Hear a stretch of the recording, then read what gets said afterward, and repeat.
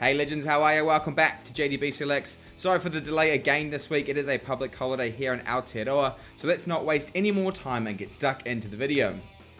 But before we get into my tips and predictions for round 14, I do just want to give our free Discord server a massive plug. As you can see on screen, one of our members hit an absolutely insane multi on Sunday night, turning $5 into 11,000. He did post this slip before kickoff, all legitimate, no BS, so if you were in our server, you could have easily tailed and turned $5 to 11k. So congrats to Destiny, welcome to the JDB Selects Hall of Fame. Good luck with your bets and punts this week. Trust me, there's no better place to be than in our free server. Alright, and if we talk a bit of NRL tipping, there was only 7 games last week and we managed to tip 4 of them. The bloody Broncos, oh my days, what do we do with them? The Eels, they put on a really good showing against the Panthers, as did the Roosters against the Raiders. Both teams coming up just short and meeting, fairly strong opposition. So I'm not mad about those 2 tips, but my days, those friggin' Brisbane Broncos. That does leave us at 57% for the season, at about the midway point. So certainly not the worst year, certainly not the best. Plenty of good tips out there. Hopefully we can catch that elusive 8 out of 8 this week. Now, if you don't know by now, we do run a JDB Selects tipping comp. We have 3 great prizes up for grabs as shown on screen. Entry is completely free. And big shout out to our top 20 tipsters after 13 weeks. Jordan Hill still maintaining top spot, 2 points clear of the next closest with Run It Straight. The King is on, 95 Warrior, Jaden X, and a few others. Helen Clark even in that top 10. Congrats to everyone shown on screen. Congrats again, Jordan Hill. Good luck with your tips this week. Here are my personal tips and predictions for round 14. Alright, starting first on Thursday night this week with the 15th placed Newcastle Knights taking on the 7th placed Manly Sea Eagles at McDonald Jones Stadium. And if we start first with the Knights, whose attacking woes continued, barely getting off the mark against the Dragons, eventually going down 20 points to 6 at Jubilee Stadium to begin round 13. Newcastle struggled to find their rhythm early, being held scoreless in the first half for the 7th time this season, and despite a late try from Kai Pearce-Paul in the 70th minute, they never looked likely to overcome the deficit. Fletcher Sharp was yet again the lone shining light, running for nearly 200 metres in a beaten side and threatening with ball in hand. It's hard to see the Knights finding enough improvement to challenge for the top 8, and I don't think they'll find it until they make a few changes to either their lineup or their coaching staff. Now, in terms of teams list for Newcastle, Kalen Ponga was rested last week following Origin but will return this week. Leo Thompson is facing at least 4 weeks on the sidelines for a pretty severe crusher tackle last week. Good news though is Greg Marju is expected back either this week or next, while Jacob Saifiti and Bradman Best aren't expected to make their returns until round 15 at the earliest. And as for the Sea Eagles, they defeated the Brisbane Broncos 34 points to 6 in front of a packed out crowd at Four Pines Park, snapping a run of 3 consecutive home losses. Despite missing key players Jake and Tom Trbojevic, Manly dominated from the outset, with captain Daly Cherry Evans orchestrating the attack just days after his historic State of Origin appearance. Cherry Evans had a hand in several of Manly's 6 tries, showcasing his short and long kicking game and strengthening his case to retain his Maroons number 7 jersey. The Sea Eagles raced to a 22-6 halftime lead, piling on 4 tries and having 2 more disallowed in the first half, marked by an electric play from fullback Lehigh Hopewadi and a strong showing from rookie Clayton Faulalo, who scored twice and narrowly missed out on a third. Manly forced 11 Broncos errors, capitalising on Brisbane's mistakes and maintaining relentless pressure through superior field position and kicking from DCE and Brooks. The win sees Manly consolidate their position in the top 8 as their hot and cold 2025 campaign continues. And in terms of teams list for the Sea Eagles, Jason Saab, Siwa Takiaho, and both Jake and Tom Trbojevic are all expected to be available for selection this week, resulting in a near full-strength Manly side. Looking at the 2 sides head-to-head, the Sea Eagles, they have won 3 of the last 5 games against the Knights. Newcastle, though, they have won 3 of the last 4 meetings at McDonald Jones Stadium. The live odds currently have the Newcastle Knights at $2.70 underdogs, with Manly currently $1.47 favourites, and the points line is currently 5.5. Pretty straightforward one, I think, to start Thursdays, although Thursdays do tend to be a bit funny, but in all likelihood, this is Manly 13+. Shout out Hello Sport. Alright, moving now to the first of two games on Friday this weekend, and we're starting first with the 4th placed Melbourne Storm taking on the 6th placed North Queensland Cowboys at Amy Park. And if we start first with the Storm, who managed to navigate their way through adversity to secure a 28-16 point victory over the Gold Coast Titans at Cbus Super Stadium, overcoming wet and tumultuous conditions to notch their 7th win of the season. Melbourne's attack was spearheaded by doubles from both Grant Anderson and Sua Fa'alongo. Fa'alongo crossed twice in the first half, finishing off a slick backline moves orchestrated by Ryan Pappenhausen and Jerome Hughes, helping the Storm to a 16-6 halftime lead. Anderson was a standout, running for a game-high 210 metres and scoring those 2 tries, including a crucial 90-metre intercept in the 65th minute that swung momentum firmly in Melbourne's favour after a controversial no-try ruling against the Titans just moments earlier. They managed the slippery surface more effectively than the home side, making just 6 errors to the Titans' 15. It was another far from polished performance though from the Melbourne Storm, who have struggled in the rain and when without captain Harry Grant this season. And if they don't score a couple of those tries to intercepts, or if Casey Badger was a half-decent referee, the result certainly could have been a lot different. Now, in terms of teams list for Melbourne this week, Xavier Coates and Harry Grant were rested following Origin Game 1, but will return to the starting side this week. Will Warbrick, though, he is still battling to return from concussion that has kept him sidelined since round 4.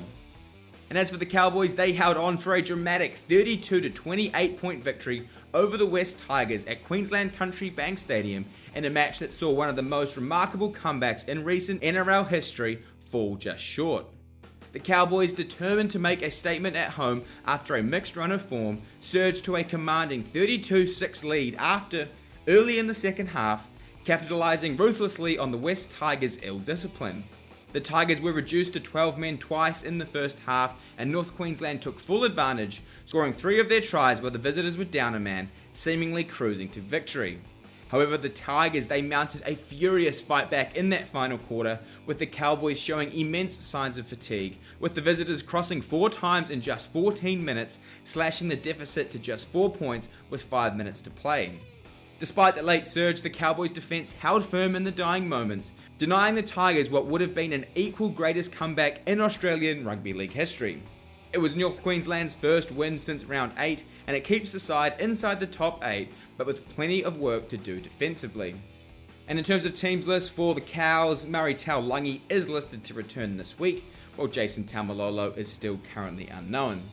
Looking at the two sides head-to-head, the Cowboys, they have won 3 straight against the Storm, but prior to that, the Storm had won 12 straight games between 2016 and 2021. Melbourne have also won 5 of the last 6 games at Amy Park. The live odds currently have the Storm at $1.20 favourites, with the Cowboys bouncing back at near $5 at $4.60. The points line is probably a wee bit inflated in my opinion at 14.5. As I just said, I do think that 14.5 points does seem quite large. I know the Storm will be boosted by returns of Harry Grant, etc. And they are certainly a tough side to beat at home. And I am going to tip the Storm here by 1 to 12 points. But I do think the Cowboys can give it a bit of a fist. They've certainly got some points in them. But ultimately the Storm should be too clinical at home. But I am just going to take them by 1 to 12 points. Alright, and the final game on Friday is an absolute coin flip classic. We have the 10th placed Dolphins hosting the 8th placed St. George Illawarra Dragons at Suncorp Stadium. Alright, and if we start first with Redcliffe, who had their first bye of the season last week, but in round 12 produced a huge upset, beating the Bulldogs by a resounding 44 points to 8 in torrential conditions at a core stadium. Despite the Bulldogs entering the match as ladder leaders and missing players due to Origin, the Dolphins dominated with 7 tries, equaling their highest ever score against the competition leaders. The Dolphins led 14-8 at half-time and then pulled away decisively in that second half, keeping the Bulldogs scoreless after the break. Key contributors included Francis Molo, who topped the running meters with 145 and a try, and Herbie Farnworth, who made 7 tackle breaks over 107 metres and also crossed for a try despite having been hospitalised earlier that day with a leg infection. The Dolphins' game management led by Isaiah Katoa was a masterclass, particularly controlling the game under those torrential rain conditions. The win marked the Dolphins' first ever victory over the Bulldogs, the last side they had yet to beat since joining the competition in 2023. Alright, and in terms of teams list for the Dolphins, Jerry Marshall-King and Daniel Saifiti are listed to return this week. Max Plath has been unavailable since round 7 with a foot injury, and his return is still yet to be determined. And as for St. George, the Dragons secured a commanding 20-6 point victory over the Newcastle Knights at Jubilee Stadium. The Dragons dominated possession with 55% control throughout the match and established a strong 18-0 lead by half-time thanks to tries from Jaden Sewer, Clint Gutherson and rookie Loko Pacifica Tonga. Val Holmes was instrumental, converting multiple tries and contributing significantly to the Dragons' attacking momentum. Veteran forwards David Clemmer and Jack DeBellin provided leadership and physicality, with Clemmer making 14 runs for 168 metres and 33 tackles, while DeBellin's offload set up Clint Gutherson's try. The one blemish on the win would be that they struggled to reproduce their first half dominance, only able to score 2 points in the second half and seeing just 44% of the ball. The result lifted the Dragons to 8th place on the ladder, and it also more importantly saw their points differential move into the positive. Now, in terms of teams list for the Saints, Jaden Sewer scored the opening try, but then was forced from the field with an ankle injury, so will be in doubt this week. Christian Tuipulotu was also a late withdrawal last week, but I would assume he would be good to go this week. Looking at the two sides head-to-head, they've met just 4 times since the Dolphins entered the comp, with both teams winning their respective home games. This will, however, be the first time they've met at Suncorp Stadium. The live odds currently have the Dolphins at $1.56 favourites, with the Dragons very short at $2.45. The points line is currently 4.5. Ooh, as I said off the top, a real coin flip game to wrap up the action on Friday night this week. But I am going to take the Dolphins on the back of the bye. They've certainly got more points in them, or at least they've shown that to this point. And I think they are going to be boosted by the returns of, Jerry Marshall-King and Daniel Saifiti, which are massive ins against a Dragons side that is certainly on the up and has been competitive all season, but I do think the difference will be the halves with Katoa, the likes of Herbie, Hammer out the back. I think the Dolphins can get them at home, but just by 1 to 12 points. Alright, moving now to the first of just 2 games on Saturday this week, and we will start with what many are calling the game of the round, the game of the century, the Sean Johnson Cup. We have the 5th placed Cronulla Sharks taking on the 3rd placed New Zealand Warriors at Sharks Stadium. Right, and if we start first with Cronulla, who had their first bye of the season last week, but in round 12 suffered a heavy 42-16 defeat at the hands of the Sydney Roosters in what proved to be a sobering night for the visitors. Despite entering the match as favourites and fielding a near full-strength lineup, the Sharks were out-enthused by the Roosters side missing 5 origin stars. The Roosters raced to an early 14-0 lead, and while Cameron McKenna's briefly stemmed the tide with a try under the post in the 16th minute, converted by Nico Hines, their discipline and errors continued to hamper the Sharks, highlighted by a 5-0 first half penalty count against them and the sin-binning of Ronaldo Mulitalo for high contact. It was a strange performance from the Sharks as they had 54% of possession and completed 30 of their 39 sets, but were just unable to convert their chances into points, while the Roosters made all of their limited opportunities count. I'm certainly expecting a strong showing from them this week, following that stint on the sidelines. Now, in terms of teams list for Cronulla, Teague Wilton and Toby Rudolph are both listed to return this week, while winger Ronaldo Mulitalo has been suspended until round 15 for that high shot on Mark Nwangani-Tawase. And as for the Warriors, they managed to outpoint the South Sydney Rabbitohs in a thrilling, high-scoring encounter at Accor Stadium, 36 points to 30. The Warriors opened the scoring in the 3rd minute and scored 7 tries to the Rabbitohs 5, with notable contributions from Rocco Berry, Chance Nickel-Klugstad and Roger Tuivasa-Sheck, who crossed the line twice. It looked like the Warriors would run away with it when they extended the lead to 30 points to 12 after 56 minutes, but poor goal kicking opened the door for the Rabbitohs, who came storming home to score 18 points in the final 20 minutes of the match. Chance Nickel-Klugstad was immense for the blue, red and green, running for 342 metres with a try of his own and 9 tackle breaks. The win keeps the Warriors entrenched in the top 4 at the halfway point of the season, but defensively plenty of improvement after finally showcasing their attacking ability against the Bunnies. And in terms of teams list for the Warriors, huge news is obviously Mitch Barnett was unable to finish the game with what looked to be a serious knee injury. He will require scans, but he'll certainly be looking at an extended stint on the sidelines. Looking at the two sides head-to-head, the Warriors, they have won 3 of the last 4 games against the Sharks. Cronulla, though, they have won 10 of the last 15 meetings between the two clubs. The live odds currently have the Sharks at $1.50 favourites, with the Warriors coming back at $2.60 underdogs. And the points line is currently 5.5. Oh wow, this should be an absolutely cracking game to start the Saturday action. Two sides in the top 5 of the competition, both with a bit of a point to prove, really. The Sharks obviously need to bounce back after that disappointing showing against the Roosters, and they get the perfect chance to do that at home against a Warriors side that is defensively very, very sound, but lacking some points. It's an easy pick for me though, boys. Waz, let's go, Warriors, 1-12. Choo! Alright, moving now to the final game of your short Super Saturday, and it's an absolute ding-dong affair at Suncorp Stadium with the 11th place Brisbane Broncos taking on the wooden spoon leading Gold Coast Titans. And if we start first with the Broncos, who endured a difficult return to Four Pines Park, suffering a heavy 34-6 point defeat against the Manly Sea Eagles. Brisbane struggled to contain Manly's relentless attack and were outplayed across the park. After conceding early points to Manly winger Clayton Faulolo, Brisbane responded through Ezra Mam, who grounded a clever in-goal kick from Shibasaki to briefly narrow the deficit to 6-4. However, costly errors, including a knock-on from Mam deep in their own territory, invited further pressure, and Manly capitalised with Faulolo's second try and a clinical kicking game from Daly Cherry Evans, who orchestrated 2 more first-half tries. The Broncos trailed 22-6 at half-time and failed to mount a comeback, with their attack stifled and possession repeatedly squandered in that second stanza.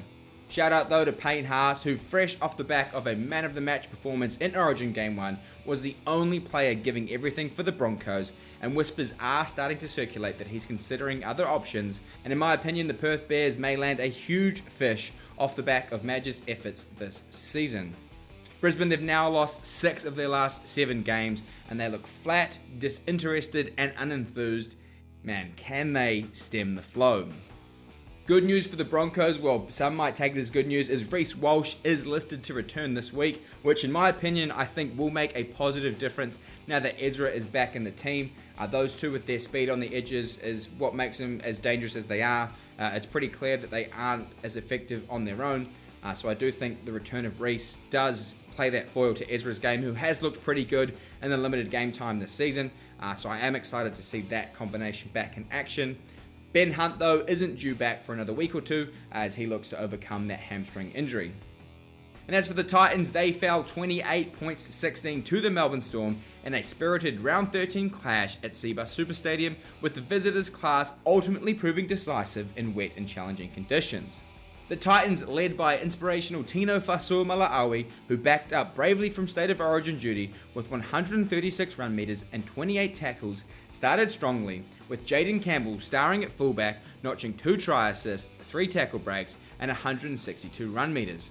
Campbell opened the scoring in the 6th minute, set up by a powerful Jojo Fafita break, but the Storm responded through Suafa Longo, who crossed twice in their opening half. Despite Philip Sami's own double in that second stanza, including a try in the 68th minute that narrowed the margin, the Titans were left rueing a controversial bunker decision that denied Sam Verrills a crucial try in the 63rd minute, a moment that ultimately shifted momentum sharply.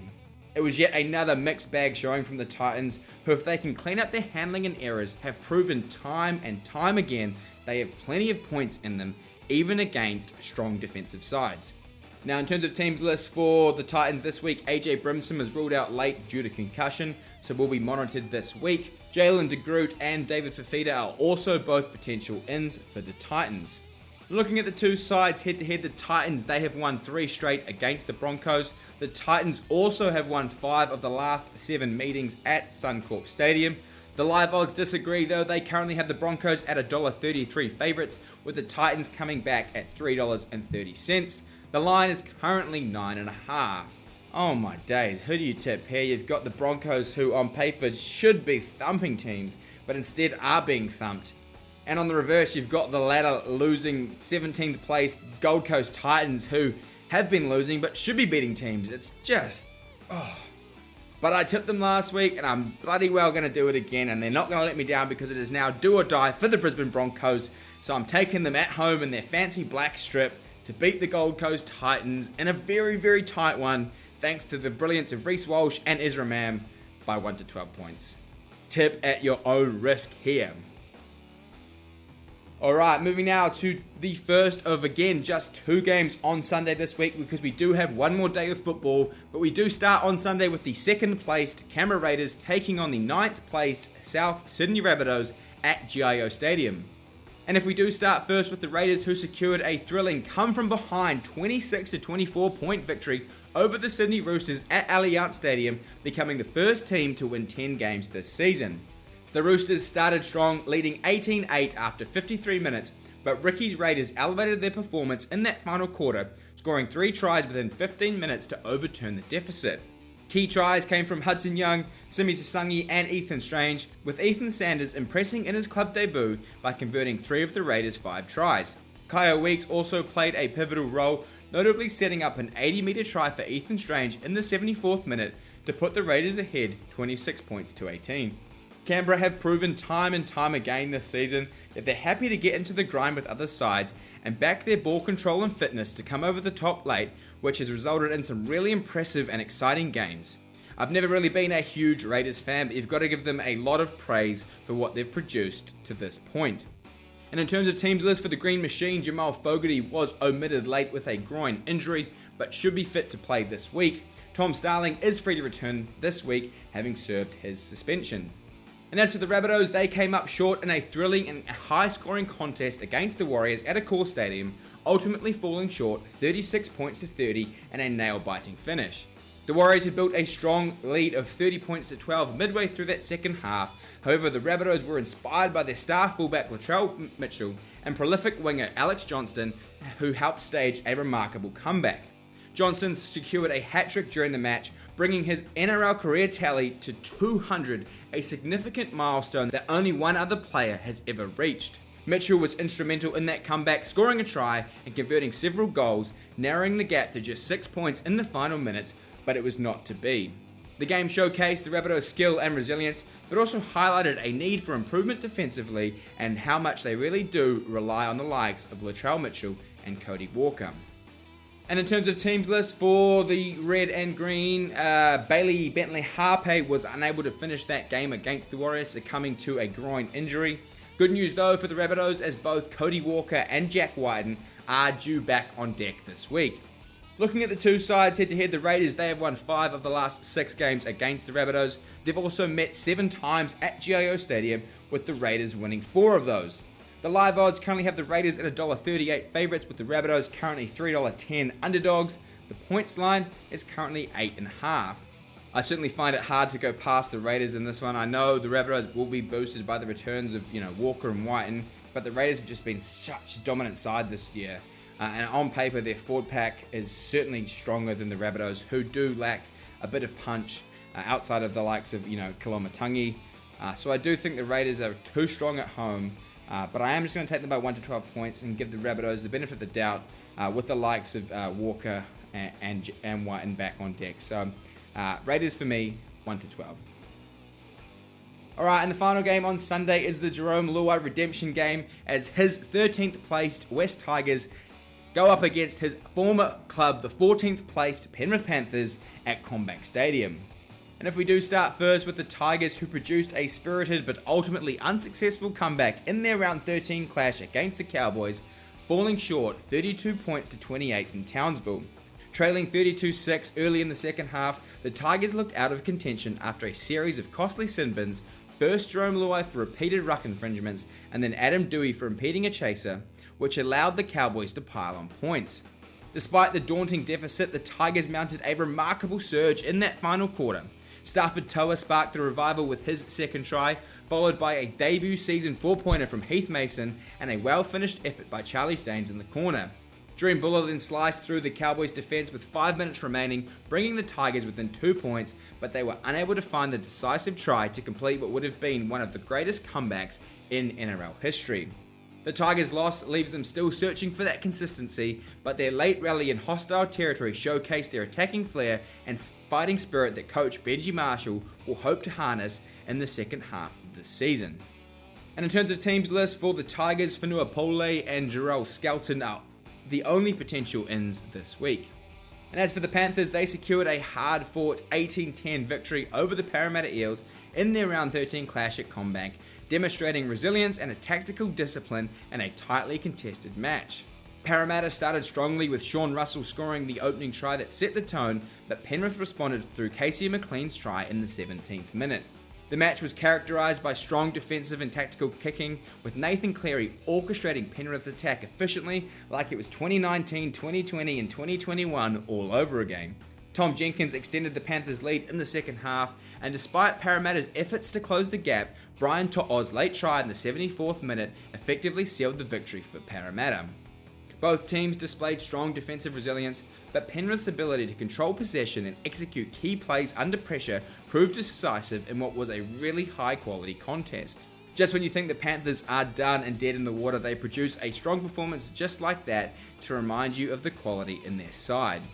Alright, looking at the two sides head-to-head, the Panthers, they have won 10 of the last 13 games against Wests. They've also only met at CommBank twice, with Penrith winning both of those games. The live odds currently have the Tigers at $3.35 underdogs, with the Panthers $1.33 favourites. The points line is currently 9.5.